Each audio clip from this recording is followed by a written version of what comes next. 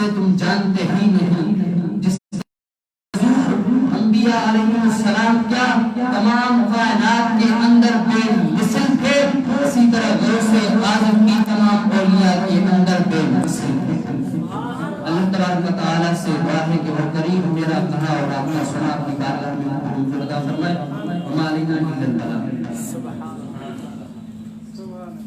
ماشاءاللہ، یہ تھے جناب عبدالخالق جو پرجوش لہجے میں دربار وصیت میں اپنے منتخب موضوع پر لفظ کشائی فرما رہے تھے۔ دوران تقریر تشریف لائے اس موضوع کے روح رواں میری مراد علماء حضرت علامہ مولانا مفتی محمد نعمان حنفی صاحب، تو میں ان کو اپنی اور اپنے تمام ساتھیوں کی جانب سے تشریف لانے پر دل کی گہرائیوں سے خوش آمدید کہتا ہوں۔ میرے پیارے بھائیوں، اللہ رب العزت نے حضرت سیدنا غوث اعظم رضی اللہ تعالیٰ عنہ کو تمام اولیاء پر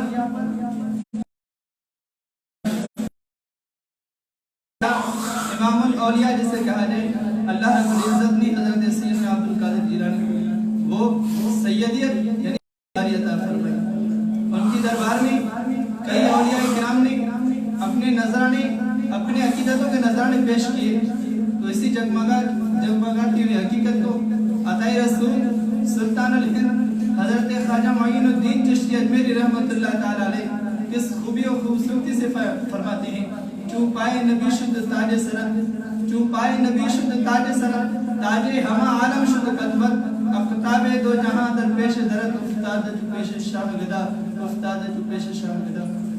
حضرت خواجہ معین الدین چشتی اجمیری رحمۃ اللہ تعالی علیہ فرماتے ہیں: ہمارے آقا و مولا ہمارے پیارے نبی حضور سید عالم رحمت عالم صلی اللہ علیہ وسلم کا قدم مبارک آپ کے سر کا تاج بنا، اسی طرح اللہ رب العزت نے آپ کے قدم مبارک کو ہمارے سر کا تاج بنا دیا ہے۔ آگے تو حد فرما دی، کیا فرماتے ہیں؟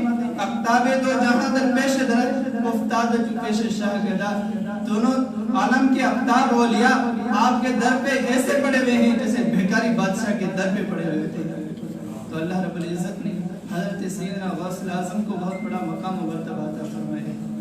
تو میں اب نہایت ہی ادب و احترام کے ساتھ خطاب دلنواز کے لیے التماس عرض کرتا ہوں اپنی اس جامع حاضرہ کے نائب صدر المدرسین حضرت علامہ مولانا مفتی محمد ساجد قادری صاحب سے کو تشریف لائیں اور اپنے منتخب موضوع پر لب کشی فرمائیں۔ حضرت نے تشریف لانے سے پہلے زوردار استقبالیہ نعرہ لگائیں: نعرہ تکبیر،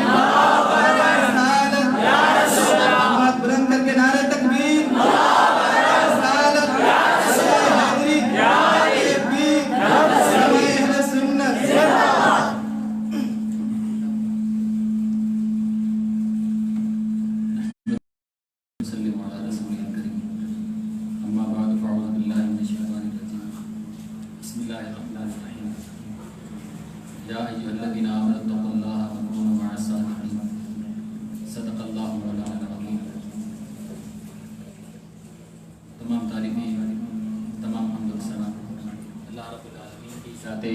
بابرکات کے کہ جو ہم سب کا خالق مالک رازق پروردگار ہے، بے شمار درود و سلام میرے اور آپ کے آقا دو عالم کے داتا، جان عالم، راحت عالم، سید عالم جناب احمد مصطفیٰ محمد مصطفیٰ صلی اللہ تعالی علیہ وسلم کی ذات عالیہ پر بعد از حمد و صلات استاذی و استاد العلماء حضرت علامہ مفتی محمد نعمان حنفی صاحب، جامعہ کے معتمم الحاج انیس احمد نوری صاحب اور برادر کبیر ابو ذر نورانی صاحب و دیگر طلباء اور مسلمان بھائیو، السلام علیکم ورحمۃ اللہ وبرکاتہ۔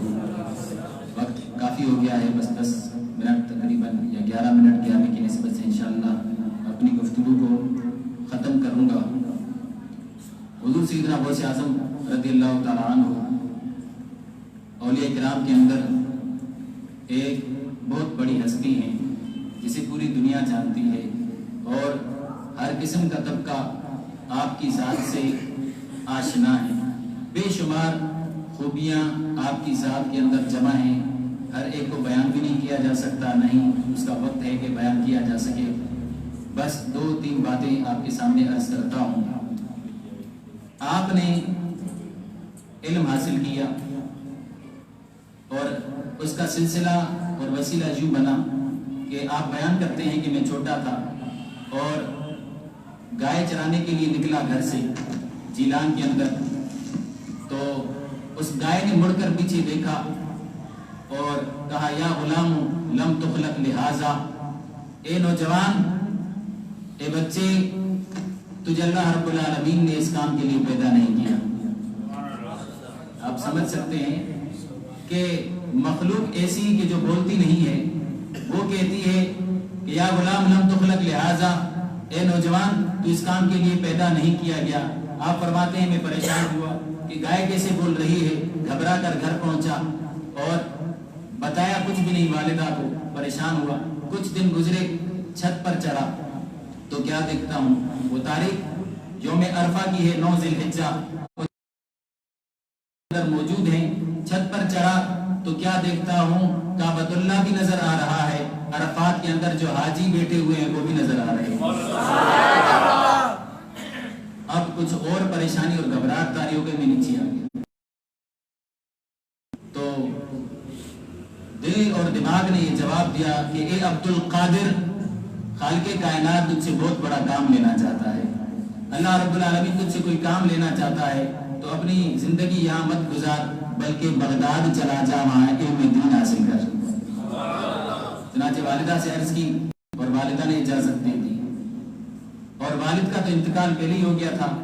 اب ایک بچہ جو والدہ کا نور نظر ہو، وہ خود بیوہ ہو، وہ اپنے بچے کو دیکھ کر اپنا دل اور اپنی آنکھیں ٹھنڈی کرتی ہو، وہ بچہ بھی کہہ رہا ہے کہ میں آپ سے الگ ہونا چاہتا ہوں، بغداد جا کر علم کی پیاس کو بجھانا چاہتا ہوں، دین محمدی کا علم حاصل کر کے دین اسلام کی خدمت کرنا چاہتا ہوں۔ والدہ نے جذبہ بیٹے کا دیکھ کر، فرما بردار بیٹے کا بہترین جذبہ دیکھ کر والدہ نے اجازت بھی دے دی، رخصت بھی کیا اور 40 دینار بھی دیے، اور ایک لمبا واقعہ ہے۔ بالآخر حضور سیدنا غوث اعظم رضی اللہ تعالیٰ عنہ بغداد پہنچتے ہیں اور علم دین حاصل کرتے ہیں۔ علم دین حاصل کرتے کرتے بہت ساری تکلیفیں اٹھائیں، بہت زیادہ تکلیفیں اٹھائیں، یہاں تک کہ آپ کو کئی دن بھوکا بھی رہنا پڑتا تھا، اور ساتھ ساتھ علم دین بھی حاصل کرتے۔ بغداد کے اندر جتنے بڑے فقہاء موجود تھے ان سے علم فقہ سیکھتے، اگر محدثین موجود تھے ان سے علم حدیث لیتے، اگر مفسرین موجود ہوتے تو ان سے علم تفسیر پڑھتے۔ ہر علم حاصل کر رہے ہیں، وہیں پر مدرسے سے ہٹ کر جہاں صوفیاء کرام کے حلقے لگا کرتے تھے، طالب علمی کے دور سے ہی میرے پیر دستگیر غوث اعظم رضی اللہ تعالیٰ عنہ دوران طالب علمی ادھر سے علوم شریعت بھی حاصل کر رہے ہیں تو علوم طریقت کے لیے صوفیاء کرام کے حلقوں میں جا کر بیٹھا کرتے ہیں۔ آپ فرماتے ہیں شیخ حماد صوفی بزرگ تھے، اور جو پہلے صوفی بزرگ ہوا کرتے تھے وہ عالم پہلے بنتے تھے، صوفی بعد میں بنتے تھے، اس لیے کہ ہمارے علماء نے اس بات کو صراحتاً لکھ دیا ہے کہ اگر خالی کوئی صوفی ہے، اس کے پاس علم شریعت موجود نہیں ہے تو وہ زندیق ہے، یعنی بے دین اور گمراہ ہے۔ تو پہلے وہ علم حاصل کرتے تھے، اس کے بعد صوفی بنتے تھے، تو وہ عالم بھی تھے۔ اب شیخ حماد کے پاس حضور غوث پاک فرماتے ہیں کہ میں ان سے تصوف کی تعلیم حاصل کرتا تھا اور ادھر حاصل کرتا تھا، تو کئی بار ایسا ہوا کہ میں شیخ حماد کے پاس دیر سے پہنچتا، جس پر شیخ حماد غصہ فرماتے تھے، اور میں یہ کہتا کہ میں علم فقہ پڑھ رہا تھا، فقہ سیکھ رہا تھا، جس کی وجہ سے مجھے استاد کے پاس دیر ہو گئی، میں آپ کے پاس تصوف کے درس میں دیر سے پہنچا۔ اس پر شیخ حماد کئی بار ناراض ہوتے اور تانے دیتے کہ تو میرے پاس کیا لینے آتا ہے، تو فقیہ بننا چاہتا ہے، تو فقہ پڑھنا چاہتا ہے، تو صوفیوں کے پاس کیوں آتا ہے، جا اپنے مدرسے تو وہ علم سیکھ، میرے پاس کیوں آتا ہے، کئی بار تانے دیتے۔ غوث اعظم رضی اللہ تعالیٰ عنہ فرماتے ہیں ایک مرتبہ ایسا ہوا کہ جمعے کا دن تھا، سردی بڑی تھی، سردی کے وقت میں کچھ دوستوں کو بھی لے کر گیا شیخ حماد کے پاس درس تصوف لینے کے لیے۔ جب میں وہاں پر پہنچا دیر کافی ہو گئی تھی، شیخ حماد مجھ پر غصے تھے کہ یہ دیر سے کیوں آیا۔ آپ فرماتے ہیں کہ شیخ حماد کے پاس میں آیا تو شیخ صاحب نے غصے سے مجھے اتنا زور سے سینے سے دھکا دیا اور کہا تو فقیہ بننا چاہتا ہے، میرے پاس کیا لینے آیا، جا اپنے مدرسے علم سیکھ، جا کر صوفیوں کے پاس کیوں آتا ہے، اور اتنا زوردار دھکا دیا کہ ایک حوض تھا ٹھنڈے پانی کا، میں اس کے اندر جا گرا اور اس کے اندر گر گیا. مدرسے کے اسباب کچھ لکھے ہوئے تھے کاغذات پر, وہ میں نے اوپر کر کے بچا لیا کہ میں تو بھیگ رہا ہوں لیکن میرا علم بچ جائے. ان اوراق کو اوپر رکھا, اوراق کو بچا لیا. تو یوں غوث اعظم نے تکلیفیں برداشت کی. معرفت بھی حاصل کر رہے ہیں, اس میں بھی تکلیفیں آ رہی ہیں. ادھر سے علم شریعت حاصل کر رہے ہیں, اس میں بھی تکلیفیں آ رہی ہیں. بہرحال کہتے ہیں کہ باہر اٹھا اور کرتا اتارا, اسے نچوڑا, پھر گیلا کرتا وہی پہ بس نہیں گیا, پھر بھی شیخ صاحب کے پیچھے چل پڑا. اتنا ڈانٹ ڈپٹ ہوئی, اس کے باوجود پیچھے چلا. لمحے عاشقی تیرا شکریہ, میں کہاں کہاں نہ پہنچا تیری دین کی لگن. یہ تکلیفیں برداشت کی. اس کے بعد آپ فرماتے ہیں کہ طلباء میں جو شیخ حماد کے طالب علم تھے وہ مجھے ستانے لگ گئے, کیونکہ ایسا ہوتا ہے کہ جب استاد کسی طالب علم کو تنقید کا نشانہ بنائے تو پھر دوسرے طلباء بھی اس طالب علم کو وہی باتیں کہتے ہیں اور تانے دیتے ہیں. تو تانے دینا شروع کر دی. غوث اعظم رضی اللہ تعالیٰ عنہ فرماتے ہیں کہ مجھے دوسرے ساتھیوں نے تانے دینا شروع کر دیا. جب بھی میں شیخ حماد کے پاس علم تصوف سیکھنے آتا تو مجھے ساتھی کہتے تو فقیہ بنے گا, تو علم فقہ پڑھے گا, تو عالم بنے گا, تو مفتی بنے گا, صوفیوں کے پاس لینے کیا آتا ہے, کیوں آتا ہے. تو یہ تانے مجھے روز تکلیف دیتے. شیخ حماد کو پتا چلا کہ عبد القادر کو یہ لوگ تنگ کر رہے ہیں, تو ان سب کو شیخ حماد نے جمع کیا اور ان سب کو ڈانٹا اور فرمایا خدا کی قسم تم مجھے کیوں تانے دیتے ہو. عبد القادر کو میں جو بولتا ہوں وہ اور بات ہے, تم مجھے تانے کیوں دیتے ہو. رب کائنات کی قسم تم میں کوئی بھی عبد القادر جیسا نہیں ہے. میں جو اسے تانے دیتا ہوں وہ میں اسے آزماتا ہوں, وہ میں اس کا حوصلہ اور عزم دیکھتا ہوں کہ معرفت الہی حاصل کرنے میں عبد القادر کتنا پختہ ارادہ رکھتا ہے, عبد القادر کی ہمت کیسی ہے. تم اسے تنگ مت کیا کرو. میں اسے تنگ کرتا تھا آزمانے کے لیے, اور اللہ کی قسم میں نے اس کے اندر پہاڑ جیسا حوصلہ دیکھا ہے. یہ تصوف کے دوران اور طالب علمی کے دوران بھی بڑی بڑی تکلیفیں آپ کو ملی. بالآخر وہ وقت آیا کہ آپ نے علوم شریعت بھی حاصل کر لیے, اور بغداد کے اندر اگر اولیاء کرام کا تذکرہ ہوتا تو سب سے برگزیدہ اور سب سے بڑے ولی کے طور پر اگر کسی کا نام لیا جاتا تو وہ عبد القادر جیلانی کا نام لیا جاتا تھا. اگر علماء کا نام آتا تو سب سے بڑے عالم کے طور پر جس کا تذکرہ کیا جاتا وہ بھی شیخ عبد القادر جیلانی ہی ہوا کرتے تھے. ایک بات آپ کے علم کے حوالے سے کہ ایک شخص نے قسم کھائی کہ میں اگر ایسی عبادت نہ کروں کہ میرے ساتھ اس عبادت کے اندر روئے زمین پر کوئی اور بندہ شریک نہ ہو تو میری بیوی کو طلاق. اگر میں کوئی ایسی عبادت نہ کروں کہ روئے زمین پر وہ عبادت کرنے میں میرے ساتھ کوئی اور شریک نہ ہو, یعنی صرف پوری زمین پر میں اکیلا وہ والی عبادت کروں, اگر ایسا نہ کروں تو میری بیوی کو طلاق. اب وہ عبادت کون سی کرے کہ اس کی بیوی طلاق سے بچ جائے. بڑے علماء کے پاس یہ مسئلہ گیا, کسی نے جواب نہیں دیا, کسی نے فتویٰ نہیں دیا. ہر ایک پریشان ہے. اگر نماز پڑھتا ہے تو پوری دنیا میں نہ جانے کتنے لوگ نماز پڑھ رہے ہیں, اگر روزہ رکھتا ہے تو پوری دنیا میں نہ جانے کتنے لوگ روزے سے ہوں گے, اگر وہ کوئی اور عبادت کرتا ہے تو نہ جانے کس ملک میں کس شہر میں کوئی نہ کوئی بندہ وہ عبادت کر رہا ہوگا. وہ کون سی ایسی عبادت ہے کہ روئے زمین پر ایک بندہ کرے دوسرا نہیں کر سکتا تو اس کی بیوی طلاق سے بچ سکتی ہے. تو یہ مسئلہ چلتے چلتے بغداد پہنچتا ہے. بغداد میں میرے پیر کے آگے غوث اعظم دستگیر کے آگے وہ مسئلہ آتا ہے تو آپ اس کا جواب یوں ارشاد فرماتے ہیں مطاف خالی کراؤ, کعبۃ اللہ کی جگہ کو خالی کراؤ اور کوئی اور طواف نہ کرے, اس اکیلے کو کہو کہ یہ طواف کرے, اس کی بیوی کو طلاق باقی نہیں ہوگی. کیونکہ طواف ہی ایسی عبادت ہے, کعبہ تو ایک ہی ہے نا زمین پر, وہاں پر جو طواف کرے گا تو کوئی اور کعبہ ہے نہیں کہ کوئی اور بھی طواف کرے گا. وہاں پر ایک بندہ طواف کرے گا تو اس کے وہ قسم پوری ہو جائے گی کہ وہ ایسی عبادت کر رہا ہے کہ روئے زمین پر کوئی اور عبادت نہیں کر رہا. جب علماء نے آپ کے اس فتوے کو دیکھا تو آپ کے علم کو ماننے پر وہ مجبور ہو گئے کہ اگر واقعی کوئی بڑا فقیر ہوئے زمین پر موجود ہے تو وہ شیخ عبد القادر جیلانی رضی اللہ عنہ. یہ آپ کی کرامات بھی بے شمار ہیں. تو جب کوئی شخصیت بڑی ہو جاتی ہے تو ان کے حوالے سے جھوٹ اور سچ سارے معاملات آتے ہیں. تو آخری بات میں عرض کروں گا کہ آپ کی کرامات بے شمار ہیں. اولیاء کرام نے اور علماء کرام نے لکھا ہے کہ اگر کسی کی کرامات حد تواتر کو پہنچتی ہیں تو وہ شیخ عبد القادر جیلانی ہیں. لیکن بہت زیادہ کرامات ہیں آپ کی. اس کی انہیں کی کرامات کے اندر کچھ ایسی کرامات بھی ہیں کہ جو شریعت سے ٹکراتی ہیں, جھوٹ موٹ کی گھڑ بھی لی گئی ہیں. اس لیے ان کو سمجھنا ضروری ہے کہ یہ کرامت سچی ہے اور یہ کرامت جھوٹی ہے. ایک کرامت مشہور ہے, آپ سنتے ہیں کہ غوث اعظم رضی اللہ تعالیٰ عنہ جا رہے تھے, ایک بڑھیا رو رہی تھی. آپ نے پوچھا کیوں رو رہی ہو؟ اس نے بتایا کہ 12 سال پہلے اس دریا کے اندر میرے بیٹے کی بارات آ رہی تھی, لوگ ڈوب گئے, میرا بیٹا مر گیا, بارات وہ چلی گئی. اور غوث اعظم رضی اللہ تعالیٰ عنہ نے 12 سال سے پرانا ڈوبا ہوا وہ جو بارات کا قافلہ تھا اسے زندہ کیا. یہ مشہور کرامت. تو یہ کرامت کیسی ہے؟ تو ہم خود تو فیصلہ کر نہیں سکتے, ہمارا تعلق بزرگوں سے جڑا ہوا ہے, ہمارا تعلق بڑے بڑے علماء کرام سے جڑا ہوا ہے. تو امام اہل سنت مجدد دین و ملت الشاہ امام احمد رضا خان علیہ رحمت الرحمن سے یہ مسئلہ پوچھا گیا. 2 کرامتوں کے بارے میں جو مشہور تھی, پوچھا گیا کہ یہ سچی ہیں یا جھوٹی ہیں. ایک یہ بڑھیا کا قصہ کہ وہ کشتی 12 سال پرانی جو ڈوبی ہوئی تھی وہ واپس آ گئی, لوگ زندہ ہو گئے. یہ آیا یہ واقعہ سچا ہے یا جھوٹا؟ ایک یہ سوال کیا گیا. اور ایک اور کرامت کے طور پر آج بھی میں نے بھی کئی مقرروں سے سنا ہے, وہ بیان کرتے ہیں کہ ایک کرامت یہ بھی بیان کی جاتی ہے کہ ایک مرید تھا حضور غوث اعظم رضی اللہ تعالیٰ عنہ کا, اس کا والد فوت ہو گیا.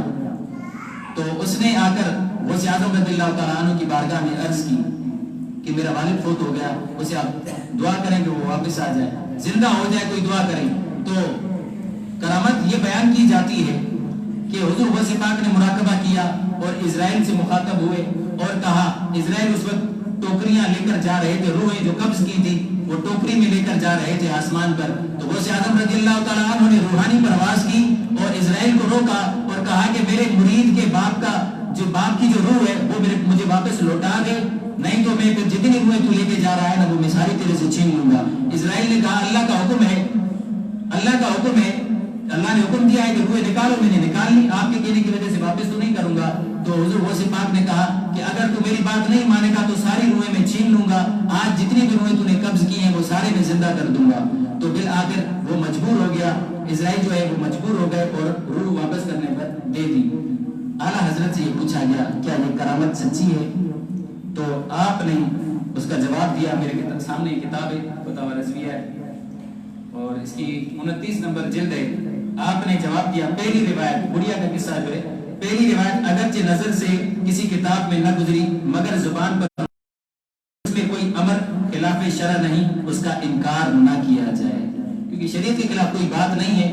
ولایت ہے, اللہ رب العالمین نے ان کی دعا سے مردوں کو زندہ کر دیا, تو شریعت کے خلاف کوئی بات نہیں. لہٰذا کتاب میں نہیں ہے, کہیں گزری نہیں ہے, لیکن شریعت کے خلاف بھی نہیں ہے, لہٰذا اس کا انکار نہ کیا جائے. اگر کوئی کرامت اس کو بیان کرتا ہے تو اس کو مانا جا سکتا ہے. لیکن جو دوسری روایت ہے اسرائیل سے جھگڑنے والی, اس کے بارے میں آپ فرماتے ہیں, اور دوسری روایت ابلیس کی گھڑی ہوئی ہے, اس کا پڑھنا اور سننا دونوں حرام ہیں.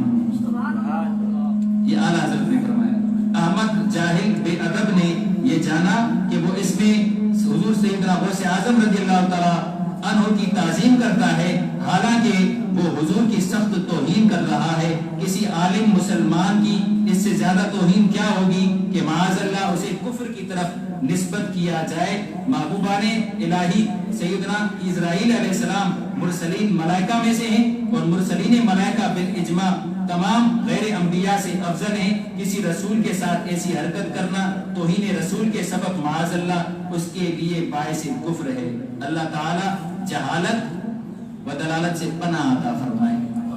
یہ غوث اعظم رضی اللہ تعالیٰ عنہ کی جو کرامت تھی اس کے حوالے سے امام اہل سنت کا یہ فتویٰ ہے کہ کرامات تو بیان کی جاتی ہیں, لیکن وہ کرامتیں ہوں کہ جو شریعت سے تو نہ ٹکرائے نا, جو ہمارے بزرگوں نے اس کی تصدیق بھی کی ہو.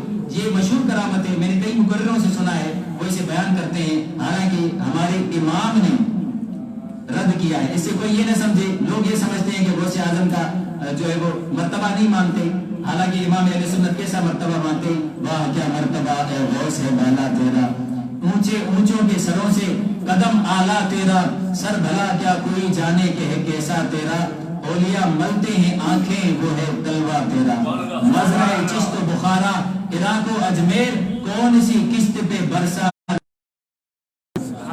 مانتے تو ایسا ہے, بالکل اچھے طریقے سے مانتے ہیں. اعلیٰ حضرت سے بڑا قادری تو کوئی ہو ہی نہیں سکتا. اتنا مانتے ہیں لیکن شریعت کا دامن ہاتھ سے نہیں جانے دینا. ہم لوگ پیر کی محبت میں آگے نکل جاتے ہیں. ایک مرید کو میں نے سنا, اس کو لوگ سمجھا رہے کہ وہ کہہ رہا تھا, کھانا کھا رہا تھا, وہ کہہ رہا تھا یہ رزق مجھے میرے پیر نے دیا ہے. تو اس کو لوگوں نے کہا کہ بھائی رزق تو اللہ دیتا ہے, پیر کے صدقے ملا ہوگا تجھے, لیکن رزق پیر نے تو نہیں دیا ہوگا. تو وہ کہنے لگا اللہ بھی آئے پر سائیں, اللہ بھی آئے پر سائیں. مطلب کیا ہے کہ اللہ بھی ہے لیکن سائیں کا مرتبہ اللہ سے بھی بڑا ہے. یہی مطلب نکلا نا. تو جہالت کی انتہا ہے یہ کہ مانو تو صحیح لیکن ایسا نہ مانو کہ حضور سید عالم صلی اللہ تعالیٰ علیہ وسلم سے بڑھ کر مانو, اللہ سے بڑھ کر مانو. ایسا نہیں ہے. مانو ویسا جیسا امام اہل سنت امام احمد رضا نے مانا. مانو ویسا کہ جیسا خواجہ معین الدین چشتی اجمیری رحمت اللہ تعالیٰ علیہ نے مانا. مانو ایسا کہ جیسا ہمارے بزرگوں نے مانا, ہمارے اولیاء نے مانا, ہمارے بڑوں نے مانا. جو ہمیں وہ دیں گے ہم وہی لیں گے. ہم عقیدہ بھی انہی سے لیں گے, ہم معرفت بھی انہی سے لیں گے, اور صوفیہ کرام کی پہچان بھی ہمیں علماء کرام ہی کرائیں گے. ورنہ جاہل صوفی بہت پھرتے ہیں جو ہمارا ایمان لے سکتے ہیں, ہمیں گمراہ کر سکتے ہیں. دعا کرتا ہوں اللہ تبارک و تعالیٰ کی بارگاہ میں وہ کریم ہمیں دین سے ہی سمجھنے کی توفیق عطا فرمائے. وآخر دعوانا